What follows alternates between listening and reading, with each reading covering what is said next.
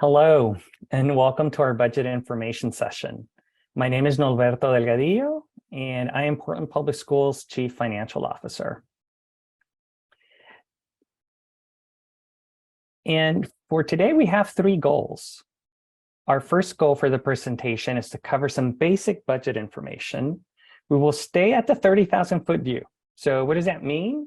It means that by no means do we expect you to become a school finance expert. Our goal is to share some high-level and general information on our budget, but then also share additional budget resources. Second goal is to spend time sharing information on our key investments that support our strategic plan and board goals. You can think about this portion of the presentation as the what and why are we investing in specific initiatives. And then our final goal for today is to collect feedback. Your feedback will help inform investment planning over the next few years, including preparing for the Oregon Department of Education, also known as ODE, so Oregon Department of Education's Aligning for Student Success initiative. So let's talk about the budget. This information represents the overall budget cycle.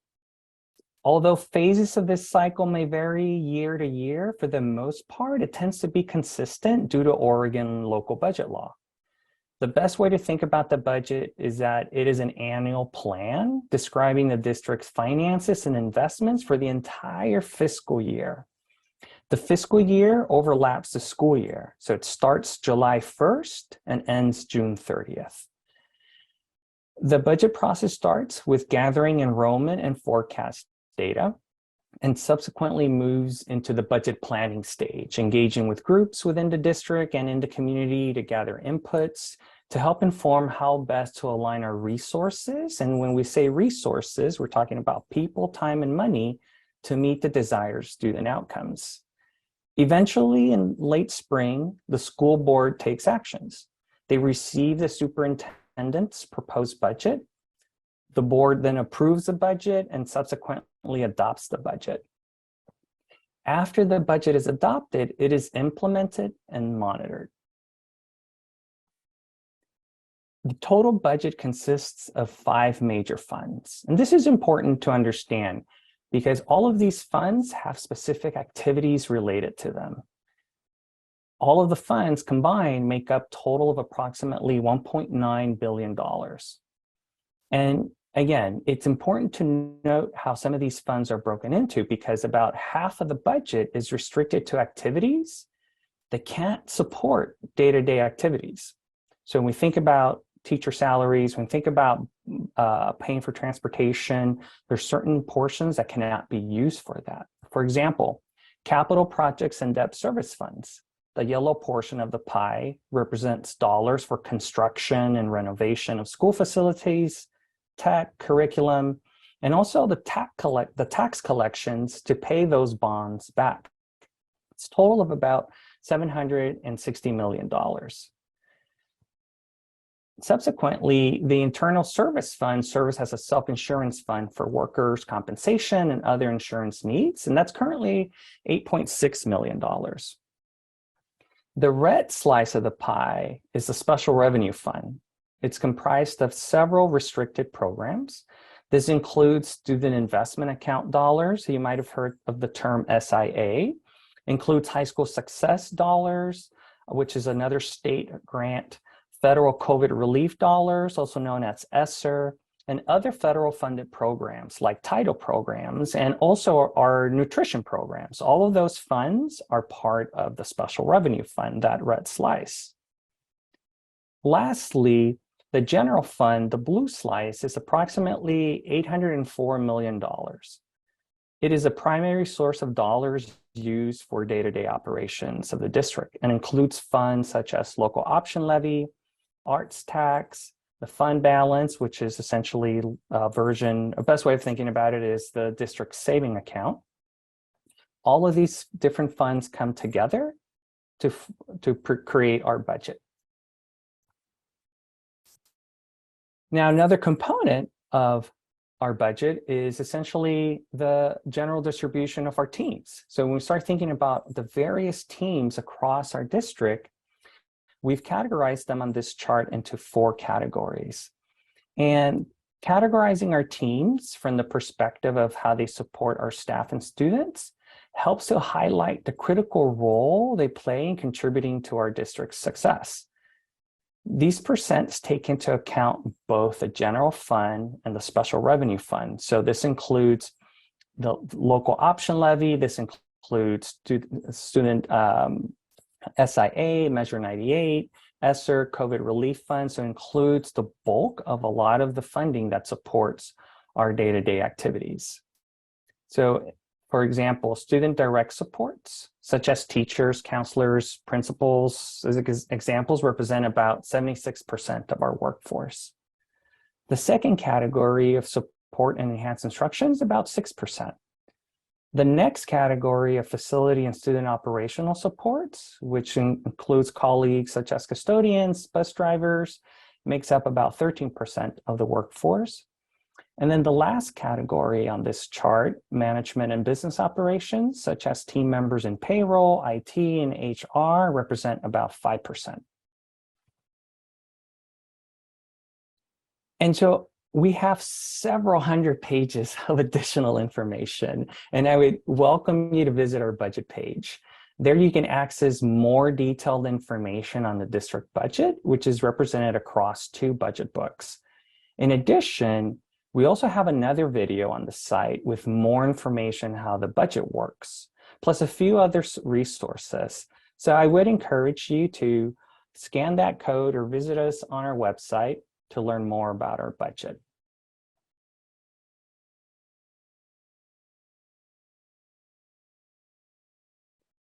So now let's spend some time getting familiar with our strategic plan, board goals, and key investments. This is the district's vision. So a graduate of Portland Public Schools will be a compassionate, critical thinker, able to collaborate and solve problems, and be prepared to lead a more social just world. The vision is what we expect our future to be. This is what we are working towards too. While our theory of action, if we braid racial equity and social justice strategies into our instructional core work with our students, teachers, and content, and build our organizational culture and capacity to create a strong foundation to support every student, then we will reimagine Portland Public Schools to ensure every student, especially our Black and Native American students who experience the greatest barriers, realize the vision of the graduate portrait. So a theory of action is what we believe will happen when a set of strategies are implemented. It is a set of underlying actions about how we will move the organization from its current state to its desired future state. This is how we expect to reach our vision. And within our strategic plan, there are goals and outcomes. Although we don't have unlimited resources, our strategic plan Forward Together helps to guide and prioritize our investments. You can access more detailed information by scanning the QR code or visiting us at pps.net/forwardtogether. And it's also important to note that our plan Forward Together was developed in partnership with the community after countless and several engagements. And it was a partnership to develop the plan that helps put our North Star into action. The quality and stability of our district are rooted in good long-term planning, trust, and community partnerships. This is why we brought our community and our organizational partners together to define a comprehensive shared vision, which was PPS Reimagined, and to develop the strategic plan that guides us. At the very heart of the plan is our graduate portrait. Together, we've pledged that Portland Public Schools will graduate compassionate critical thinkers who are able to collaborate to solve problems and lead a more socially just world. Together, we've pledged to center student voices and our shared commitment to racial equity and social justice and doing right by Black, Native American, and students of color. So what does this look like in practice? A few slides ago, I shared a neatly organized pie chart defining the 5 major funds. But when you dig a little deeper, there are several funding sources. And so we work to piece them together into a cohesive plan to support our district's community. We've categorized our investments into 5 categories: address unfinished learning, increase learning opportunities, provide high quality emotional, mental health, and wraparound services, create more time for educators to plan, collaborate, and prepare, and make meaningful progress on our community's top priorities. Of course, all of this funding also supports our pre-K to 12 core operations. Our federal and state partners have provided several distinct funding sources. And you can see all the different circles here. But seeing them as distinct would not be strategic. It would not be in the service of our shared commitments to racial equity and academic excellence. So we've worked quite intentionally to maximize those investments by aligning them. Our strategic plan and the Oregon Department of Education's emphasis on aligning several key funding streams into a cohesive plan for student success have strong alignment. In this diagram, which is a diagram that was established by the Oregon Department of Education, it identifies several key strategies. And when we've engaged with our community during PPS Reimagine and during the development of our student investment account, our SIA plan, our community identified key areas as being important.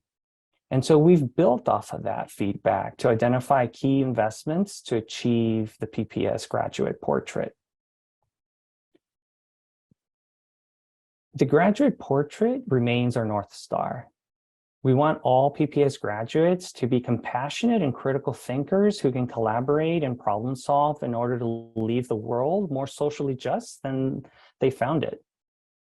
And among the 9 essential dispositions of the graduate portrait is inquisitive critical thinkers with deep knowledge. Within this disposition, students demonstrate mastery of core academic knowledge and skills. Through exploration of a range of disciplines, whether it's science, social studies, math, literature, arts, and athletics, students emerge with fundamental skills in literacy, reading, writing, speaking, and listening, and mathematics and critical thinking. And as such, the board has adopted a set of academic benchmarks. Think of them as temperature checks along the pre-K to 12 continuum that will allow us, in part, to monitor every student's progress towards realizing the promise of the graduate portrait. So there's a lot of information here, but I think this is important to understand because it helps to establish the goals and the direction in which we go. This table shows the board goals for narrowing or eliminating the achievement gap among our different student groups. That is, what gains will be required to reach the academic outcomes of their white counterparts. Since different student groups have differential achievement, each student group will have its own yearly targets to map a trajectory of halving the gap over the next 5 years. So the table shows percentage point gains that we need to be achieved each year for the next 5 years in order to either narrow or close the gaps in student performance.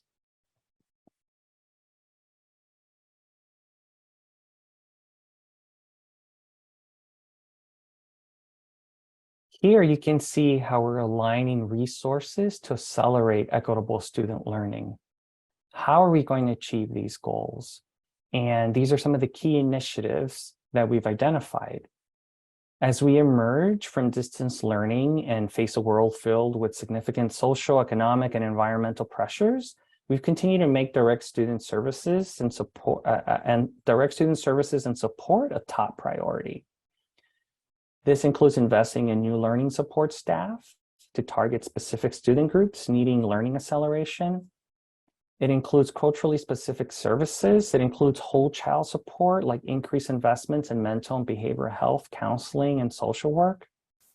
We've made significant investments in professional development so that our educators and school leaders receive the training they need to better teach and support all of our students.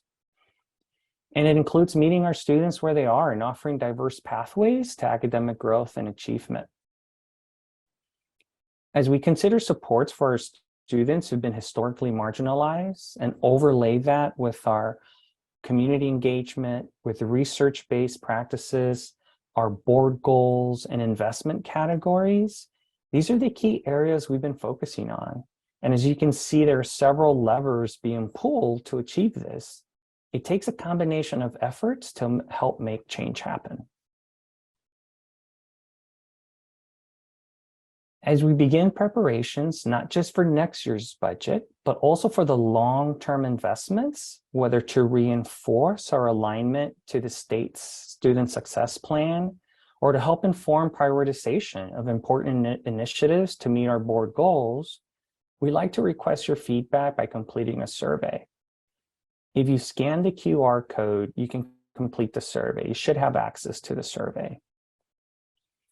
As we build the district's investment plan for the next few years and continue to engage various groups to inform how we organize our limited resources, it's important for you to take this survey and provide feedback. We would greatly appreciate you taking the time, as it's going to help with how we design and inform and have conversations that will be ongoing, not just for the short term, but for long-term sustainability as well.